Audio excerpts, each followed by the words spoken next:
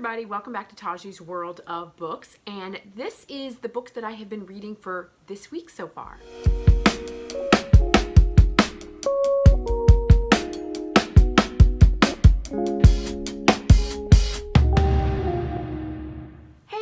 So welcome back. So I thought I would do a midweek wrap up and sort of talk to you about what I have read so far. But really, I'm so excited to talk to you about one series that I've read that I gobbled it up. I just gobbled it up. It was so good and I couldn't wait to talk to you guys about it. So without further ado, let's do that. Okay, first I am continuing on with my romantic suspense. I'm departing from the way that I typically read, which is binging series all at once. I am reading these books slowly and I'm using them sort of as like palate cleansers in between some other series that I'm reading. And that is Karen Rose, The Romantic Suspense. And so this time I read You Can't Hide, and this is book 8, I think, 8 or 9 in the series, something like that. If you go on Goodreads, it shows you how to read them. And this particular book is about a psychiatrist named Tess Ciccatelli. And this book was so good. So basically the premise is that Tess has a thriving practice in, I believe this is set in Chicago. She has a prominent practice set up in Chicago. She's seeing her patients, and slowly but surely her patients that are really high profile, seriously mentally ill patients start to die. And they start to die in very public ways.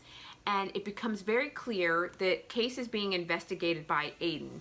And Aiden is a Reagan. He's part of the Reagan family. We've seen, you know, his brother Abe in previous books. We've seen him in previous books, and now this is his story. Okay, and he comes from a long family of police detectives that are actively working in the Chicago Police Department.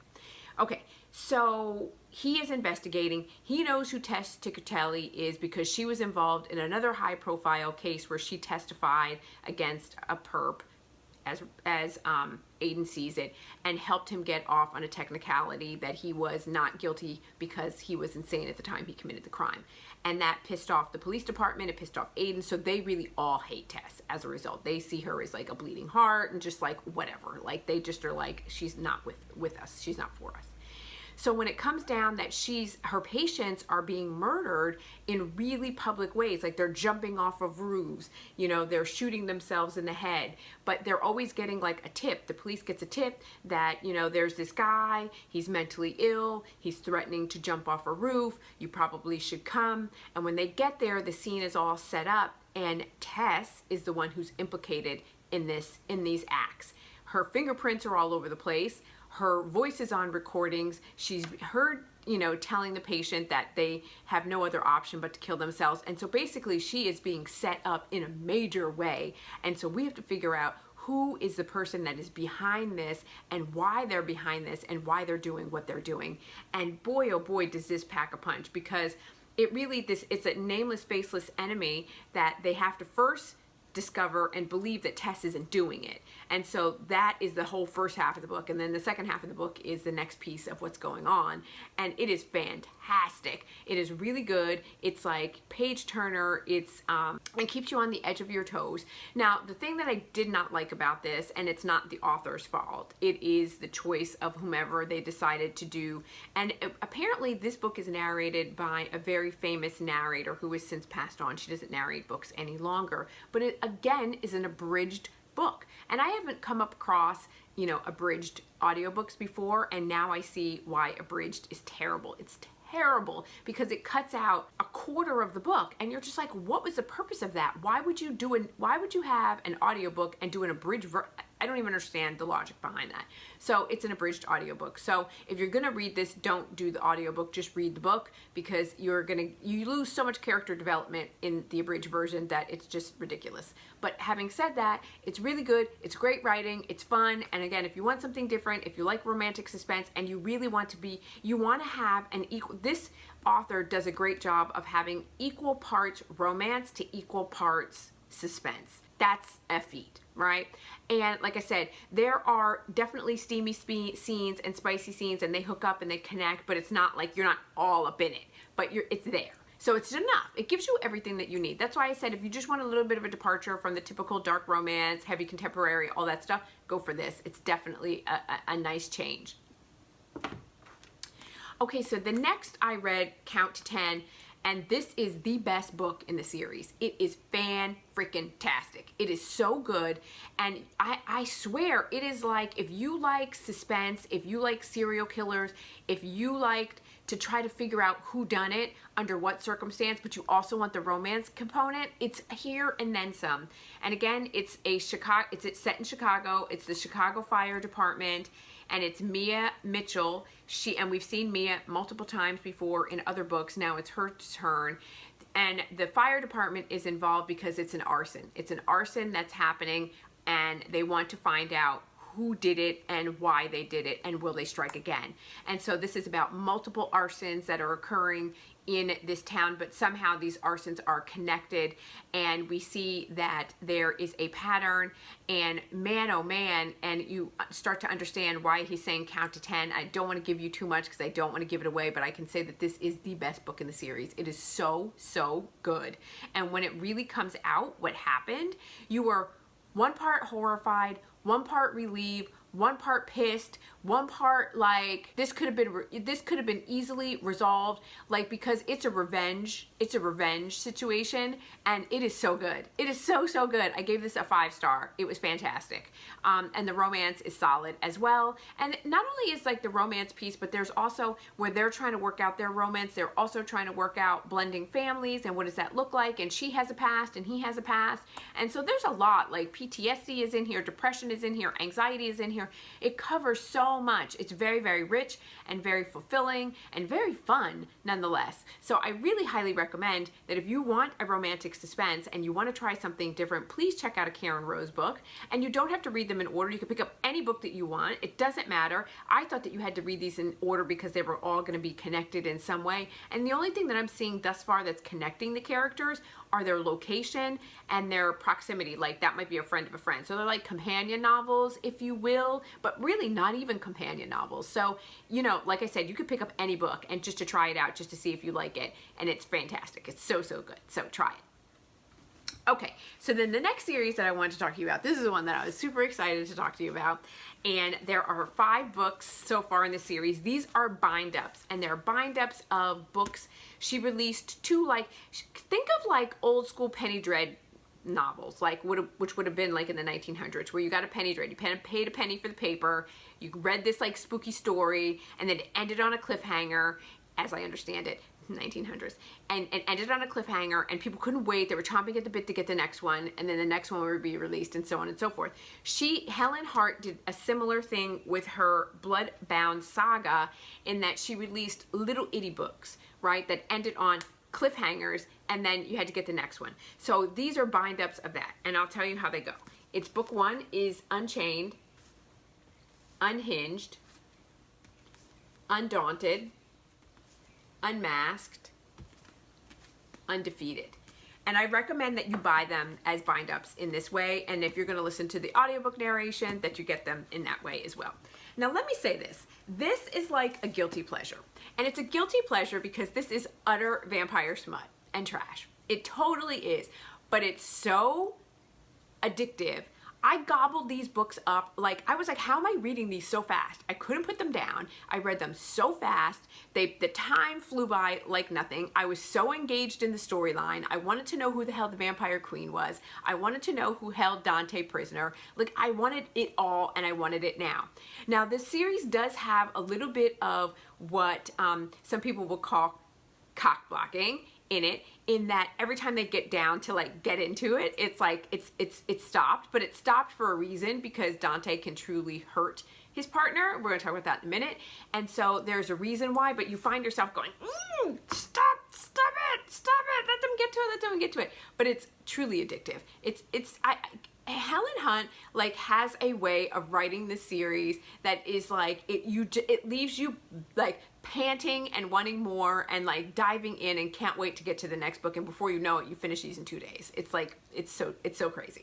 So the first book is made up of Bloodbound Saga book 1 and book 2, no, parts 1, 2, and 3. Okay, and as we meet these characters, this is Dante Gabriel, and Dante has escaped from captivity, and he finds himself in a hospital blood bank, and he is destroyed the room. He is, because he's famished, because he's been in captivity, and he has no idea how long he's been in captivity.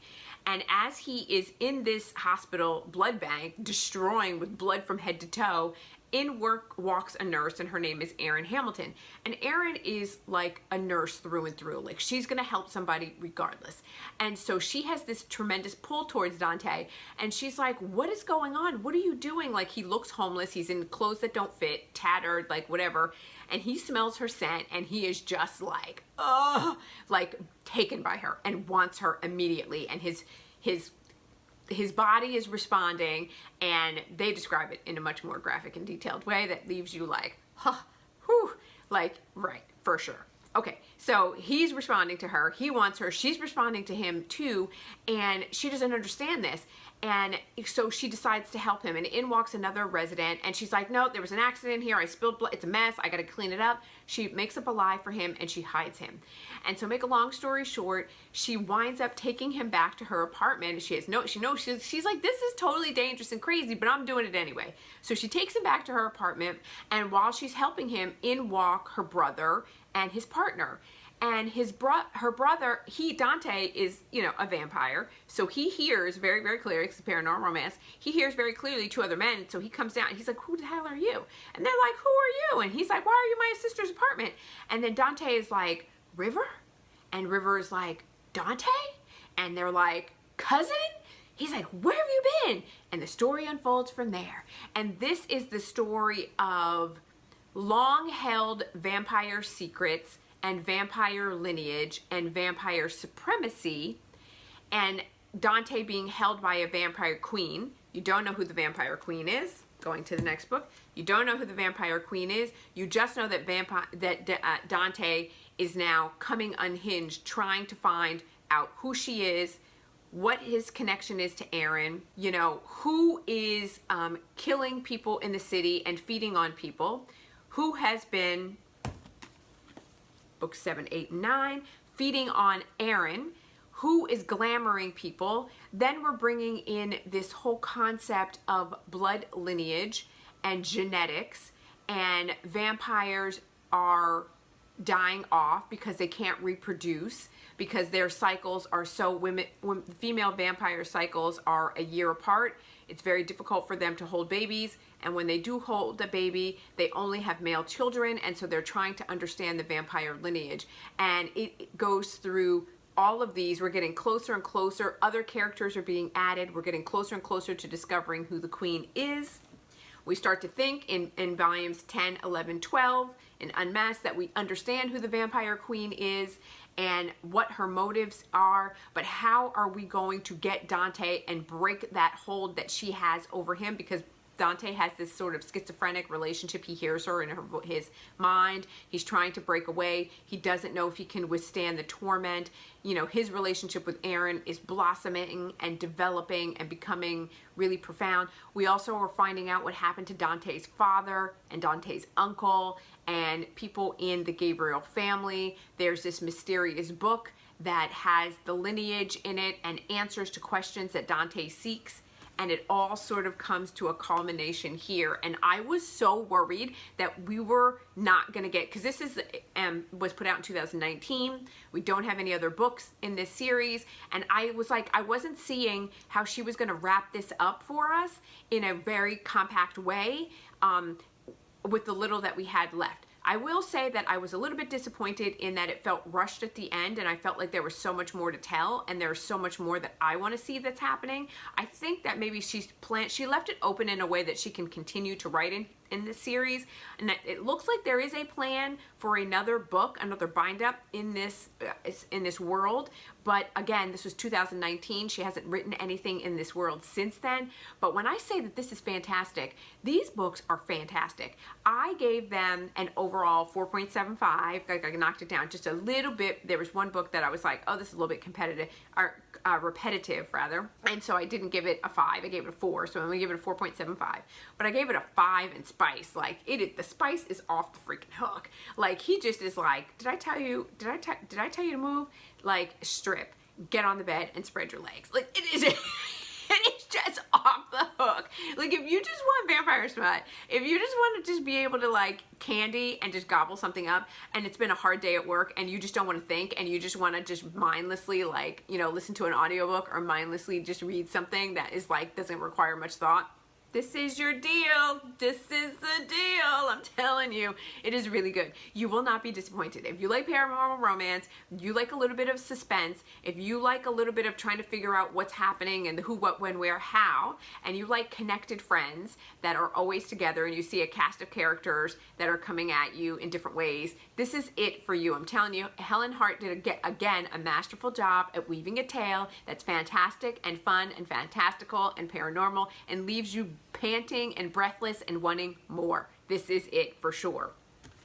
So you guys, so far you can see that it's been a really amazing reading week for me, and I'm really happy about that because the summertime you want fun and sexy and spicy and you want all that good stuff. So if you want that, then check out the things that I have already recommended for you, and my next video is going to be even better because I'm reading a book right now that I'm just like, oh my gosh, I can't even, and so I can't wait to bring it to you guys as well. So having said that, you guys, that is all that I have for you today. So do me a favor and do all the things. Do the likes and the subscribes, and, you know, hit the bell notification button. Give me a little emoji, a heart or something in the comments to let me know that you hung in there with me. And if you have read these, or if you have other recommendations for me that you want to see me read and you want to hear my thoughts on it, please put it in the comments below. When you guys tell me those things, I always add it to my TBR. My TBR is ever growing, but I am making a dent in it, and so I am definitely on the hunt for new spicy, sexy, romantic, suspenseful reads or paranormal, so please put them in the comments below.